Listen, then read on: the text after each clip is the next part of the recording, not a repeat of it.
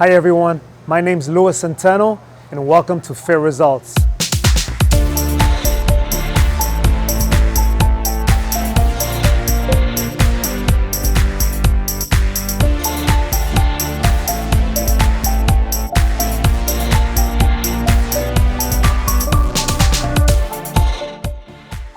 Guys, welcome to my gym. So if you guys can see this like all completely open, so that way we can do sprints, we could jump, we could hop, we could do whatever it is that we want. Right here, standing up against alongside of these windows, we have rowers, which is a full body workout for conditioning, for the arms, the back, all kind of conditioning for the legs as well. And up by the Chicago flag, those things that are standing up tall, those are ski ergs, which is the assimilation of skiing. Also like a lat pull down, targeting arms, targeting back, lats, core. And here are some bikes. They look like grandpa looking, but they are actually super exhausting. They look something out of the 80s, but they're very good. They're very effective for conditioning. And right there, those things that you see there, those are sleds, which you can fully load them up with as much weight as you want. And then you push it or pull it. Great for strength and conditioning. And if you see what is sitting on, is like a carpet, which is called turf. And you could just push it all the way down, wherever the run is. You could just push it and sprint with it as far out as you could. Back here is where we do most of the personal training. This big cage looking thing is multi-purpose. So that way you could do bench press, you could do shoulder press, you could do squats, you could do pull-ups, you could do everything you want, or you could just hang out and then just like she is right there, just hanging out. You could do personal training here, you could do all kind of movements. And those are rings up top for any type of gymnastic stuff that you want to practice. We have a rope all the way over there, so you could practice climbing the rope, whether it's for upper body strength, core strength, or if you're simply just trying to place an aptitude test for whether you're going to military or whatever it is that you might be doing. These are resistance bands that you could use for assistance for a pull-up. So if you can't pull yourself all the way up, you basically put your knee in there, put your foot, and this is gonna assist you to pull yourself up. Or also to do any type of, like, for example, tricep push down and pull downs, single arm pull downs. So these are multi-purpose, and you could use them for absolutely anything that you can think of. Right back here is another sled right along on that turf. We have benches, retractable benches. We have GHD machine here, which is to target hamstrings and glutes, and also core, if you're depending on which way that you're facing on that machine. And all the way in the back over here is where we do all our storage for med balls. And these med balls, you could do wall balls, you could slam balls, you could do core work with the balls and everything. We have sandbags, which is something that we do a little bit more for outdoor classes, but we also do them for in here. So we could do calisthenics with additional weight, and we put those on our shoulders, and then we just get to work with those things. We have these things here for push-ups. These are pretty good. Instead of being on the ground, you could use those. It's a little bit easier on the wrist every time that you're doing a push-up, so to release the strain that you put on the wrist. Foam rollers. Anybody that works out is you're advised to use one of these here. So you basically roll on one of these, and it's actually a myofascial release, which breaks up any type of hard tissue. It's just a small cylinder and it's soft. Some are a little bit harder than others, and others come with lumps on it. So this actually goes in between the fibers and breaks up any hard tissue that you have, any hardened areas that you might need it. It will totally feel good. We've got cones for any type of training that you're doing. These are specifically for sports, strength conditioning, and suicide sprints. And this is basically it. And right alongside of the wall, you got the boxes. Those we use for box jumps, we use for dips, we use for step ups. So they're multi-purpose. And it's all about being creative. All right, so calisthenics is a great way to get an awesome workout when you don't have any type of weights. Right now, what we are going to be demoing is a pull-up with an overhand grip. Deontay here is going to be going all the way up. He's going to pull himself up with an overhand grip, followed by a chin-up. So we're going to do a couple here. We're going to go ahead and do 5 good pull-ups. Overhand grip, we're going all the way up, making sure that the chin is going all the way up towards that bar. This is targeting the lats. It's targeting some arms, but mostly back and also core at the same time. So now we are going to go chin-ups, underhand grip, and we're going to rock out about 5 of them. This is going to be targeting a lot more arms than back. It is also targeting some back, inner back, but it's also targeting the arms, biceps, and forearms.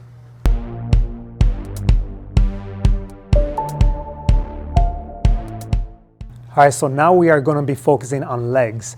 Legs can be targeted by just doing simply calisthenics if you don't have any type of access to any weights. But you could also include the weights, whether you have dumbbells, whether you have kettlebells, or if you have a barbell. All right, so the whole thing about focusing on the legs is that this is the king of all the movements. This is the most exhausting. Any type of exercise that you do that focuses on legs, it's the most exhausting, the most strenuous. And what you're gonna see right now is you're gonna see a squat with just body weight. This is a calisthenic squat. And then we're gonna go right into a squat with a barbell using additional weight other than the individual's body weight. The whole key behind this is you wanna keep all that weight on the heels, making sure that the knees are not passing the toes. Every time that you drive to come up, you want to drive through your heels and not the balls of your feet.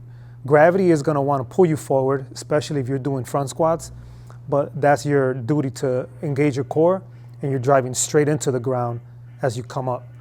And now, after this last one right here, we're going to go into a barbell squat, which we are including and adding additional weight to your personal weight and putting that bar on, not on the neck, but rather on the traps. Now you drive the hips back and down. Try to go all the way down parallel to the ground. Your hips should be at your knee height. And the same thing applies. Your knees should not be passing your toes. You're driving into the ground with your heels, keeping that chest facing forward, and you're not bending over as you're going down. Going all the way down, all the way up. Whenever it feels too easy, depending on the rep range that you're doing or whatever your goal is, then you simply add more weight, or if you take off weight, depending on the goal that you're trying to achieve. So now we are going to be doing shoulder presses. The reason for shoulder press is to strengthen the shoulders. For push-ups or any type of movement that we do, we have to have strong shoulders. Bench press, push-ups, pushing a heavy door, anything revolves around strong shoulders. So that's exactly what we're going to be focusing on.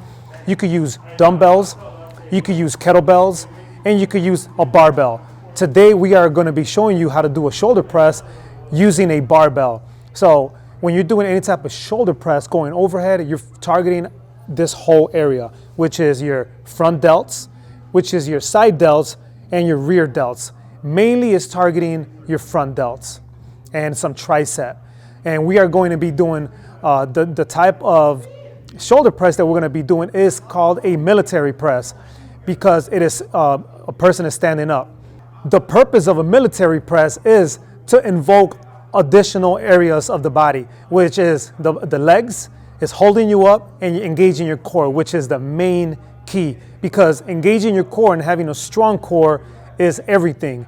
It'll not only preserve your back, but it'll also keep your back safe and give you a stronger core when you engage it and when you're including it with every movement that you do.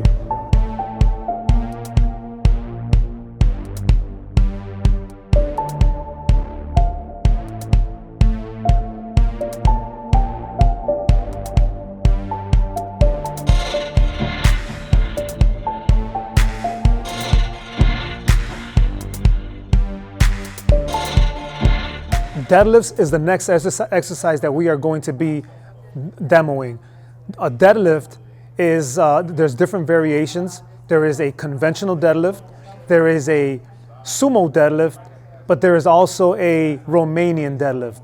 So today we are going to be focusing on a conventional deadlift, but also a Romanian deadlift. So the purpose of a deadlift is for full body.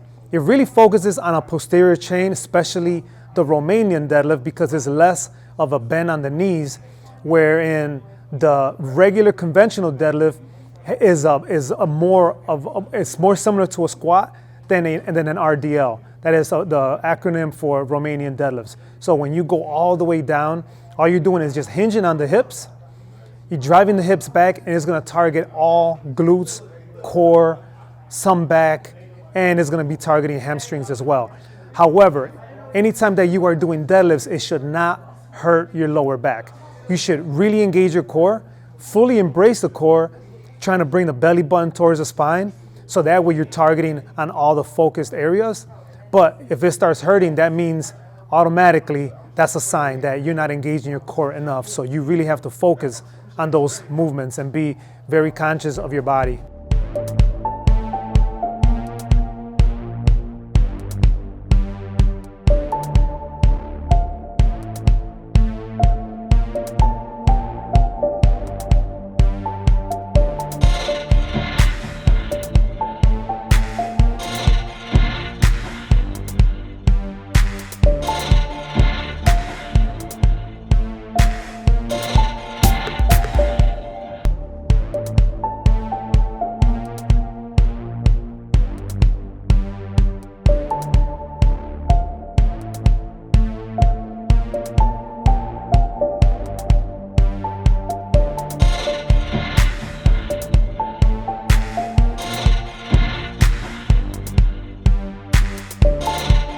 Next movement is arms. We are going to be targeting triceps in two forms. We are going to be using a resistance band in assimilation of using cables. So it's going to be an extension, kind of like a push down. The reason for targeting the triceps, that is one muscle that helps, it helps us get out of bed. It helps us to do shoulder presses. It helps us to do push-ups, bench press, and push anything away from you. So it's a very important movement. Let's just say, for example, you fall. That is a good movement to protect yourself from hitting on the face. So you gotta have strong triceps. We're gonna use a band anchored from the top of a pull-up bar, but we are also going to be using a dumbbell overhead with an extension and a flexion at the elbow.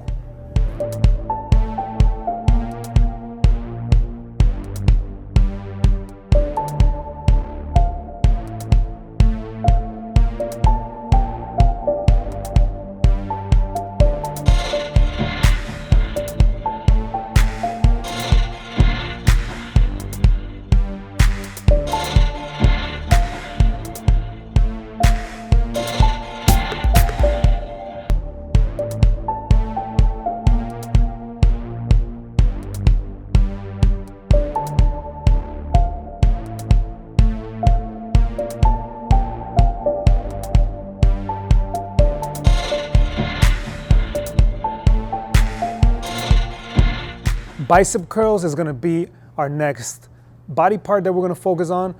Bicep curls is basically the front part of the arm, and it also helps with picking up your groceries, picking up your clothes, picking up luggage, picking up stuff off the ground.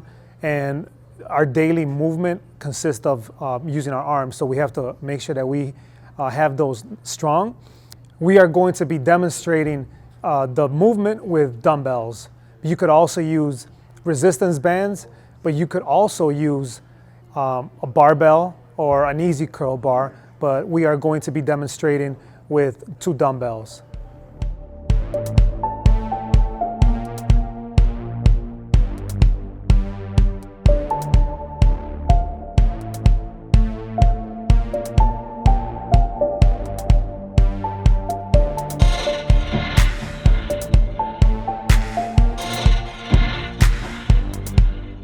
Bench press is the next muscle group that we're covering. Bench press is good to have strong shoulders, this also helps with having strong triceps. We have a bench and 2 dumbbells that we are going to be using for the bench press. But that's not to say that if you don't have that you can't accomplish the same thing. So by having a backpack or just by simply doing push-ups on the ground will enable you to be able to do the same exact thing if you don't have any access to any type of weights whatsoever. So you can still accomplish it whether you have a bench and dumbbells or not.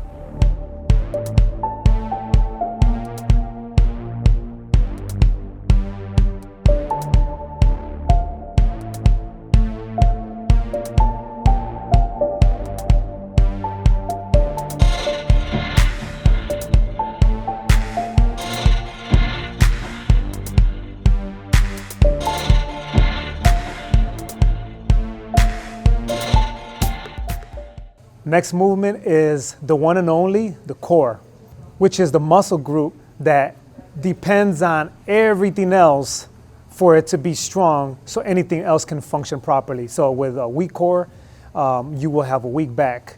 A weak core will not allow you to get up out of bed the way you do, reach all the way to the top shelf and grab some food off the shelf or any type of movement that you do. So we are going to be focusing on core. There is ab exercises, but there's also core exercises. Core and abs is something totally different. So the core is what stabilizes our whole body and causes the projection of any type of movement. Abs are the little muscles that we all want to have, which is good too, but I'm going to show you both.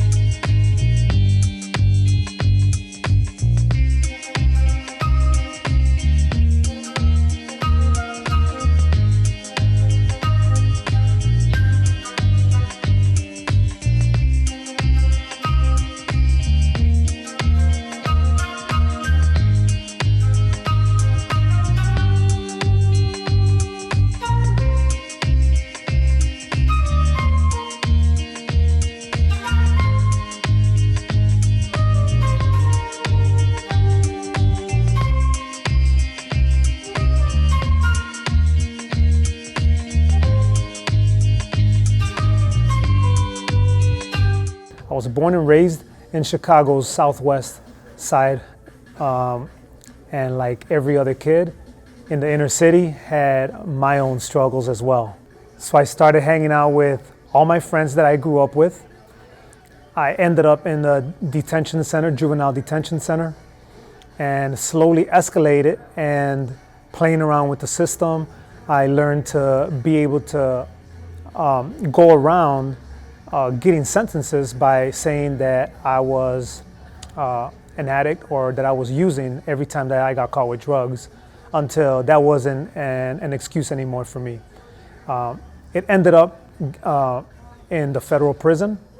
So I had gotten 10 years in federal prison after being in and out of Cook County Jail and going downstate and getting a slap on the wrist, until this time around I was forced to sit down and to think about what I had been doing.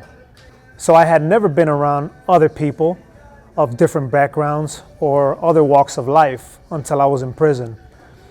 I met a lot of corrupt politicians, a lot of scam artists, a lot of drug dealers, and I chose to learn something new after several years that I had been down. And I said to myself, I need to do something different when I get home. And the only way to do something different is to learn new things from new people. So I had to tell my guys from Chicago. I was housed in Ohio for about 4 years. The rest of the time I was in Michigan. And I was forced to tell my guys that I had to, that I wanted to stop hanging out and just playing cards and playing dominoes and just working out with them and being with them all day long, that I needed to start learning something different. So to excuse me if I was not spending enough time with them, but I was gonna have to open up law books, contract law books and business books, so I could start getting prepared for upon my release. And although there was 6 years left for my sentence, round or about, I chose that route because the other route that I had been doing it didn't work out for me. So I was in and out. I tried something new, doing the exact same thing all over again, but just a different angle. So of course I kept hitting the wall and thinking that it was just the way I did it. Doing the same exact thing had to bring a different result. So now I'm down years. I lose everything, lost everybody that I was in touch with, and I was by myself, just with my immediate family, and I had to learn everything that I wanted to do upon my release. So I was taking a little bit of everything, some classes in law, some classes in fitness, some classes in automotive, a little bit of everything. And so by the time I was released, I knew for sure that something was gonna fall. And to my surprise, it wasn't that easy. So considering that I have construction background, not even that would give me an opportunity to land a job. I struggled to open up a bank account. I struggled to find a job, and I had to work my way around all those obstacles. So what I ended up doing was I had to just deal with it, find a way to move ahead until I did.